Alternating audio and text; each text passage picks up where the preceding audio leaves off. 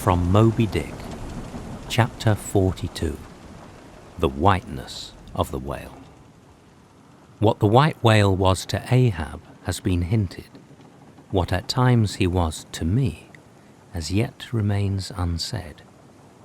Aside from those more obvious considerations touching Moby Dick, which could not but occasionally awaken in any man's soul some alarm, there was another thought, or rather vague, nameless horror concerning him, which at times by its intensity completely overpowered all the rest, and yet so mystical and well-nigh ineffable was it, that I almost despair of putting it in a comprehensible form. It was the whiteness of the whale that above all things appalled me. But how can I hope to explain myself here? And yet, in some dim, random way, explain myself I must, else all these chapters might be naught. Though in many natural objects, whiteness refiningly enhances beauty, as if imparting some special virtue of its own, as in marbles, japonicas, and pearls, and though various nations have in some way recognized a certain royal preeminence in this hue, even the barbaric grand old kings of Pegu placing the title Lord of the White Elephants above all their other magniloquent ascriptions of dominion, and the modern kings of Siam unfurling the same snow-white quadruped in the royal standard, and the Hanoverian flag bearing the one figure of a snow-white charger, and the great Austrian Empire, Caesarian, heir to overlording Rome, having for the imperial colour the same imperial hue. And though this preeminence in it applies to the human race itself, giving the white man ideal mastership over every dusky tribe, and though, besides all this, whiteness has been even made significant of gladness, for among the Romans a white stone marked a joyful day, and though in other mortal sympathies and symbolizings this same hue is made the emblem of many touching noble things, the innocence of brides, the benignity of age, though among the red men of America the giving of the white belt of wampum was the deepest pledge of honor, though in many climes whiteness typifies the majesty of justice in the ermine of the judge, and contributes to the daily state of kings and queens drawn by milk-white steeds, though even in the higher mysteries of the most august religions it has been made the symbol of the divine spotlessness and power, by the Persian fire-worshippers the white forked flame being held the holiest on the altar, and in the Greek mythologies great Jove himself being made incarnate in a snow-white bull. And though to the noble Iroquois the midwinter sacrifice of the sacred white dog was by far the holiest festival of their theology, that spotless, faithful creature being held the purest envoy they could send to the Great Spirit with the annual tidings of their own fidelity.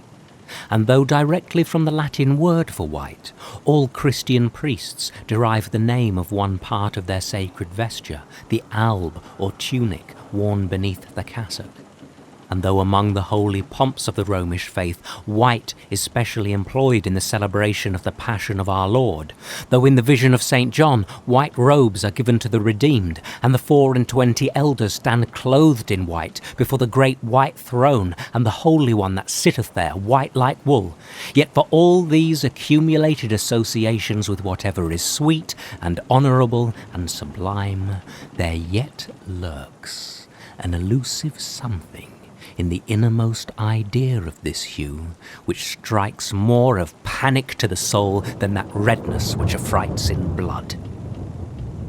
This elusive quality it is which causes the thought of whiteness, when divorced from more kindly associations and coupled with any object terrible in itself, to heighten that terror to the furthest bounds.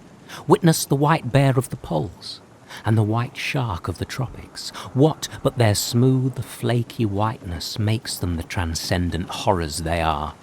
That ghastly whiteness it is which imparts such an abhorrent mildness, even more loathsome than terrific, to the dumb gloating of their aspect. so that not the fierce-fanged tiger in his heraldic coat can so stagger courage as the white-shrouded bear or shark. Bethink thee of the albatross. Whence come those clouds of spiritual wonderment and pale dread in which that white phantom sails in all imaginations? Not Coleridge first threw that spell, but God's great unflattering laureate, Nature. Most famous in our Western annals and Indian traditions is that of the white steed of the prairies, a magnificent milk-white charger, large-eyed, small-headed, bluff-chested, and with the dignity of 1,000 monarchs in his lofty, over-scorning carriage. He was the elected Xerxes of vast herds of wild horses, whose pastures in those days were only fenced by the Rocky Mountains and the Alleghenies. At their flaming head he westward trooped it like that chosen star which every evening leads on the hosts of light.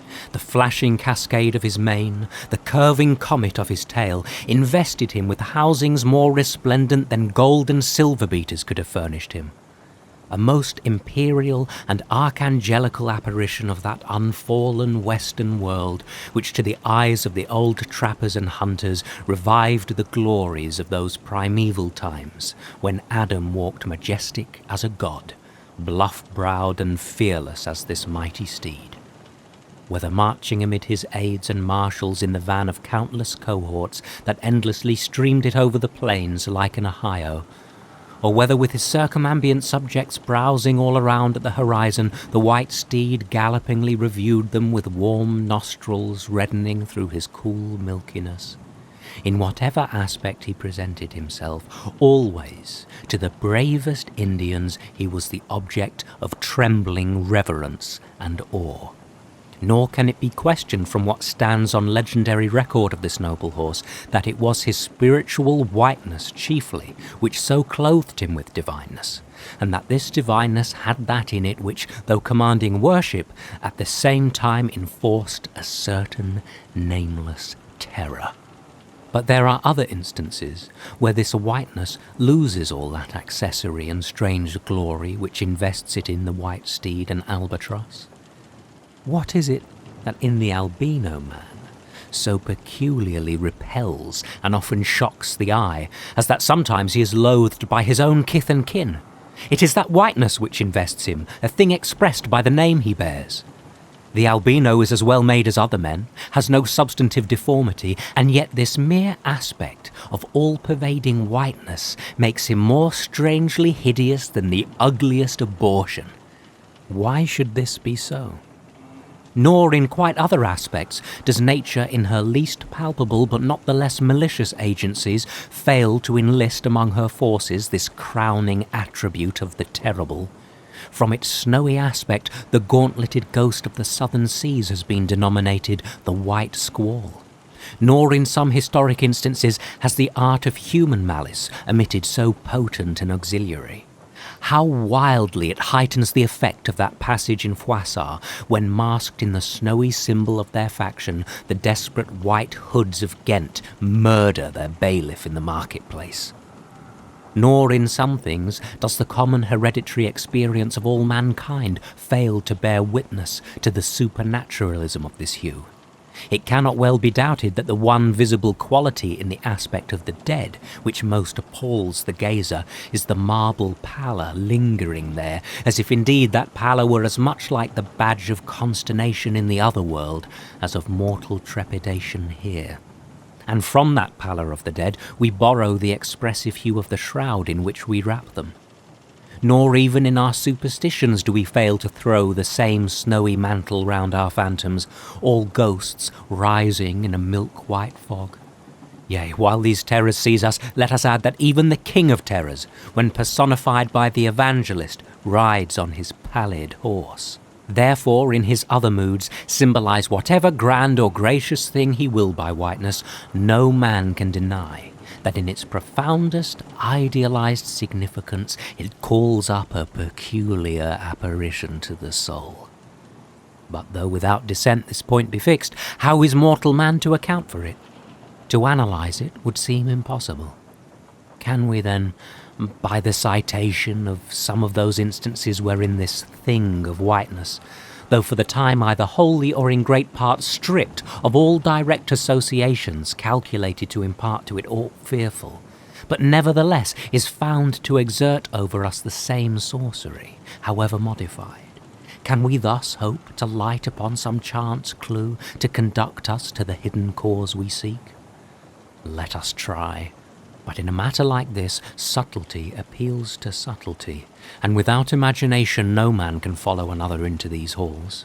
And though, doubtless, some at least of the imaginative impressions about to be presented may have been shared by most men, yet few perhaps were entirely conscious of them at the time, and therefore may not be able to recall them now.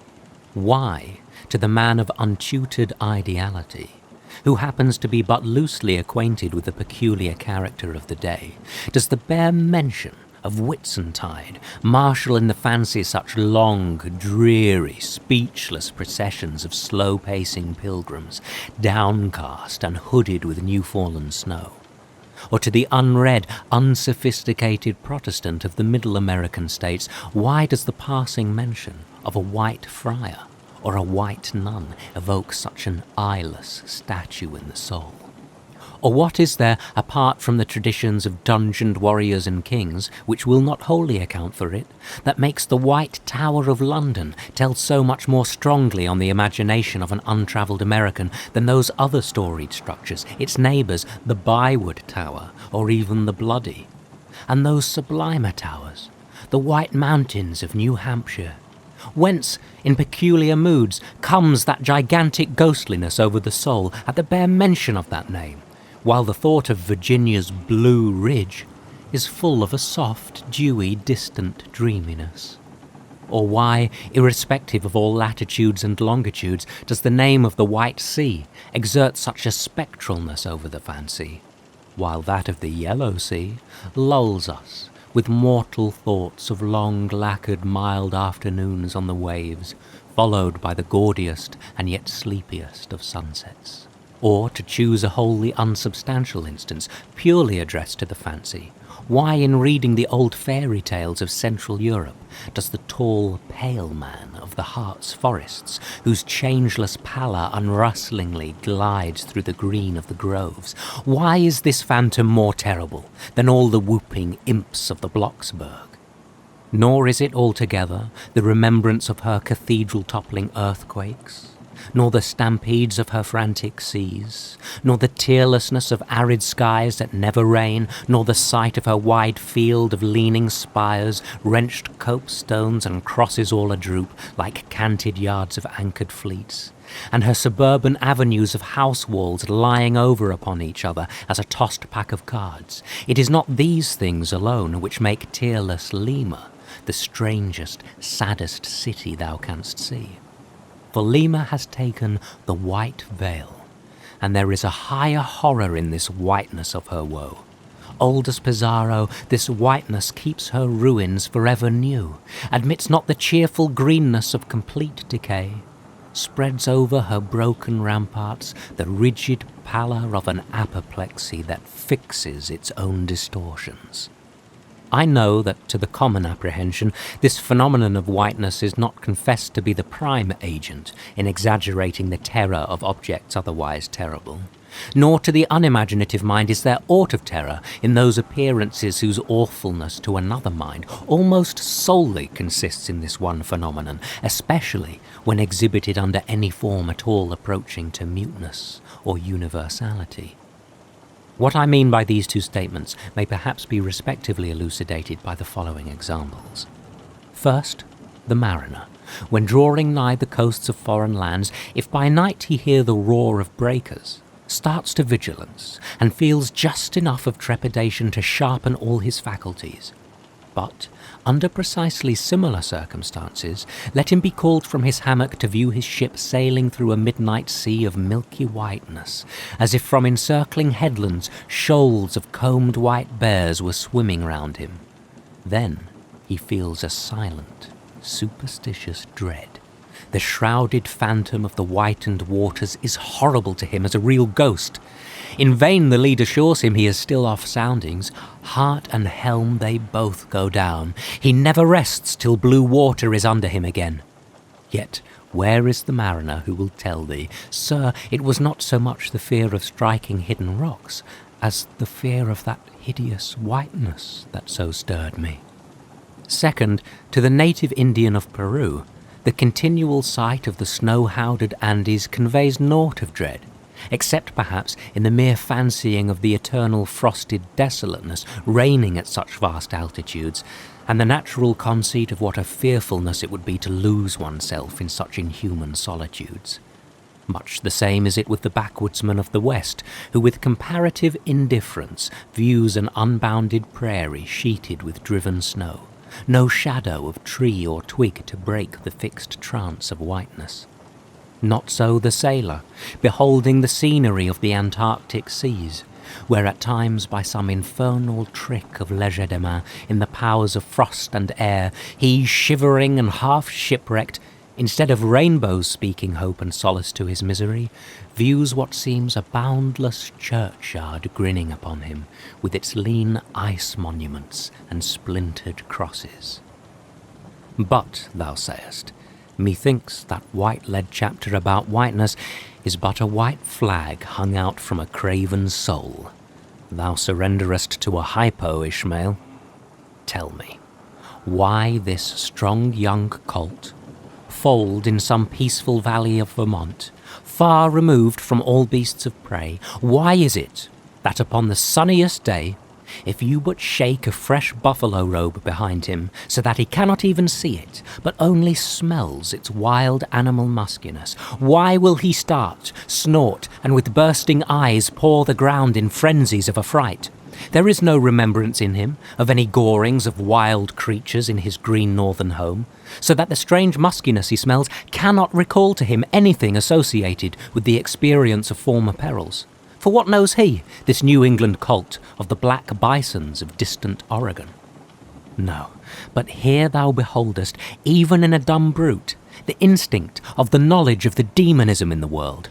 Though thousands of miles from Oregon, still when he smells that savage musk, the rending, goring bison herds are as present as to the deserted wild foal of the prairies, which this instant they may be trampling into dust.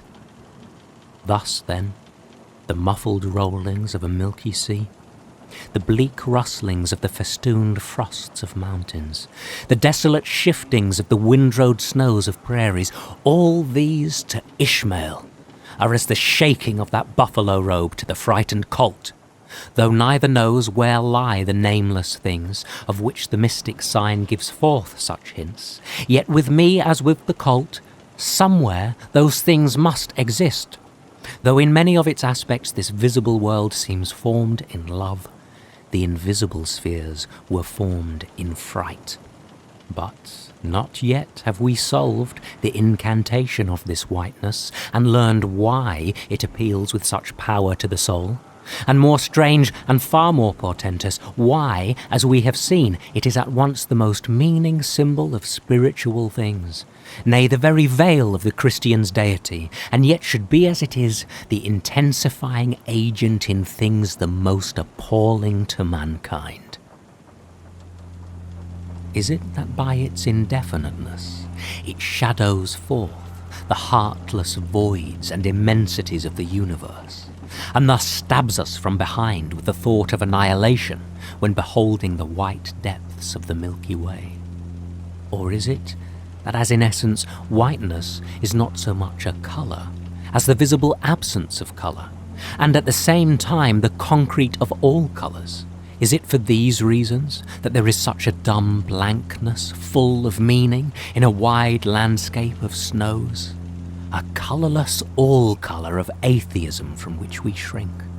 And when we consider that other theory of the natural philosophers, that all other earthly hues, every stately or lovely emblazoning, the sweet tinges of sunset skies and woods, yea, and the gilded velvets of butterflies, and the butterfly cheeks of young girls, all these are but subtle deceits, not actually inherent in substances, but only laid on from without, so that all deified nature absolutely paints like the harlot, whose allurements cover nothing but the charnel house within. And when we proceed further, and consider that the mystical cosmetic which produces every one of her hues, the great principle of light, forever remains white or colourless in itself, and if operating without medium upon matter, would touch all objects, even tulips and roses, with its own blank tinge. Pondering all this, the palsied universe lies before us a leper, and like wilful travellers in Lapland who refuse to wear coloured and colouring glasses upon their eyes, so the wretched infidel gazes himself blind at the monumental white shroud that wraps all the prospect around him. And of all these things, the albino whale was the symbol. Wonder ye then at the fiery hunt